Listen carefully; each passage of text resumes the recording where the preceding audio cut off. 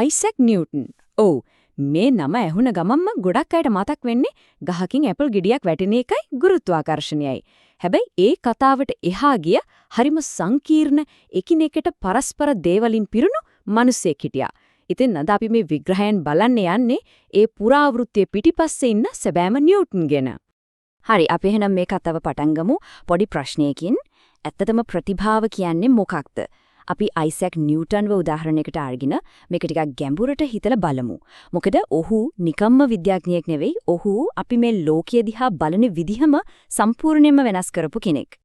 ඔහුගේ දක්ෂකම තේරුම් ගන්න හොඳම තැන තමයි මේ පොත.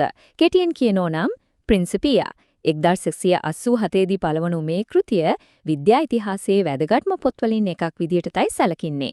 ඒක නිකම්ම පොතක් නෙවෙයි, ඒක විද්‍යාත්මක විප්ලවයකටම අඩිතාලම දාපු දෙයක්. ඉතින් අපි මුලින්ම බලමු කොහොමද ඔහු මේ තරම් දැවැන්ත චරිතයක් වුණේ කියලා. ඔහුගේ පුදුම හිතෙන විද්‍යාත්මක ජයග්‍රහණ ගැන කතා කරමු. ප්‍රතිෂ්ඨික යාන්ත්‍ර විද්‍යාව සරලව කිව්වොත් ඒ කියන්නේ අපි වටේ තියෙන ඇහැට පේන දේවල් චලනය වෙන විදිහ පාලනය කරන නීති. නිව්ටන් තමයි මේ නීති පද්ධතිය නිර්මාණය කළේ. ඔහුගේ සොයා ගැනීම වලින් පෙන්නවා විශ්වය කියන්නේ අවුල් ජාලාවක් නෙවෙයි, හරියට නීති මාලාවකට වැඩ කරන ඔර්ලෝසුවක් වගේ හරියටම ගණනය කරන්න පුරුවන් දෙයක් කියලා.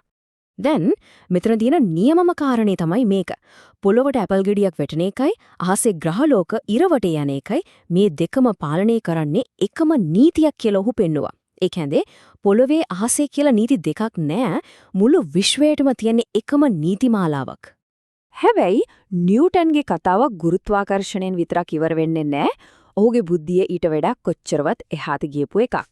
මේ වගුව බැලුවම ඒක හොඳටම පැහැදිලි වෙනවා නේද? භෞතික විද්‍යාව, ආලෝකය ගැන කතා කරන ප්‍රකාශ විද්‍යාව, ගණිතය මේ හැම ක්ෂේත්‍රයකම ඔහු පෙරලියක් ඇති කළා. ඒ මනසට සීමා තිබුණේ නෑ වගේ. ඔහු කරපු තවත් පුදුම දෙයක් තමයි මේ සුදු පාට ආලෝකය කියන්නේ නිකන් එක පාටක් නෙවෙයි, ඒක දේ දුන්නේ පාට 7ම එකතුවක් කියලා ඔහු ප්‍රිස්මයක් අරගෙන ඔප්පු කරලා පෙන්නුණා. ඒ වගේම ලෝකයේ පළවෙනි පරාවර්තක දුරීක්ෂය කියන්නේ කණ්ණාඩි වලින් ආලෝකය එකතු කරන දුරීක්ෂය හැදුවෙත් නිව්ටන්. ගණිතයේ පැත්තෙන් ගත්තම කලනය කියන සංකල්පය ඒක තමයි අද කාලේ ඉංජිනේරු තාක්ෂණය භෞතික විද්‍යාවේ හදවත වගේ. ඒක නිර්මාණය කරපු දෙන්නෙක්ගෙන් එක්කෙනෙක් තමයි නිව්ටන්.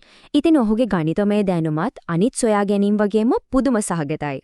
හරි. එහෙනම් අපි මෙච්චර වෙලා කතා කරපු ඒ තර්කානුකූල නීති හදපු විද්‍යාඥයාගේ අනිත් පැත්ත දැන් බලමු. ඒ දැවැන්තයා පිටිපස්සේ හිටපු හුදකලා ටිකක් සංකීර්ණ මිනිසයා ගැන. ඔහුගේ ජීවිතේ පටන් ගැනීමම හරිම කටුකයි.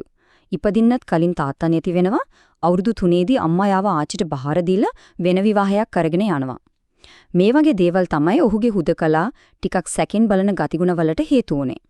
ඔහු ඉපදෙද්දී කොච්චර පොඩිද කියනවනම් ඔහුගේම අම්මා කියලා තියෙනවා එයාව පොඩි ජෝගුවකට උනත් දාන්න තිබුණා කියලා. මේ වගේ කතාවකින් තමයි ඒ දැවැන්ත චරිතය පිටිපස්සේ හිටපු සාමාන්‍ය මිනිසයා ගැන අපිට දැනෙන්නේ. ඉතින් බලන්න එක පැත්තකින් ඉන්නවා මුළු විශ්වයම නීතිමාලාවකට වැඩ කරන ඔරලෝසුවක් වගේ කියලා පෙන්නපු ඒ තාර්කික විද්‍යාඥයා.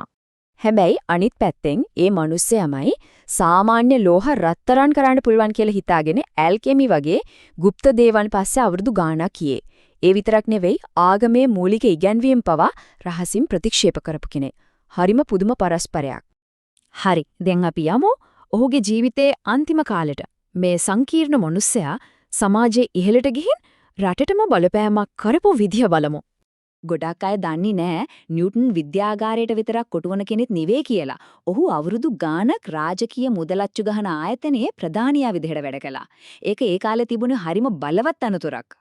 ඉතින් පුදුම දේ තමයි විශ්වයේ නීති හොයාගත්තේ තරකානුකූල මුලේම පාවිච්චි කරලා ඔහු බ්‍රිතාන්‍යයේ මුළු ආර්ථිකයම වෙනස් කළා. හොරසල්ලි ගහන අයට දඩුවම් දෙන එකේ ඉඳලා රටේ සල්ලි විදියක රන් කාසි පාවිච්චිය ස්ථාවර කරන එක, ඒ කියන්නේ රන් සම්මතය හඳුන්වා දෙන එක දක්වාම ඔහු වැඩ කළා.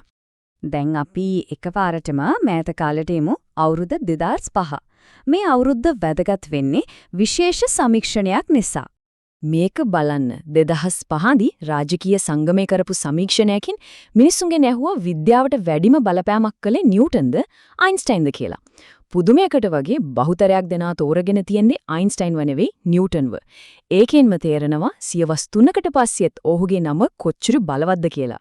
ඉතින් මේ හැමදේම දිහා බැලුවම අපි ආයෙත් මුලටම එනවා. ඇත්තටම ප්‍රතිභාව කියන්නේ මොකක්ද? ඒක පිරිසුදු තර්කයෙන් විතරක් එන දෙයක්ද? එහෙම නැත්නම් නිව්ටන් වගේ එකිනෙකට පරස්පර අදහස්, තර්කයයි අභිරහසයි මේ දෙකම එකට ගැටෙනකොට බිහි වෙන දෙයක්ද? ඒක ටිකක් හිතන්න ඕන ප්‍රශ්නයක්.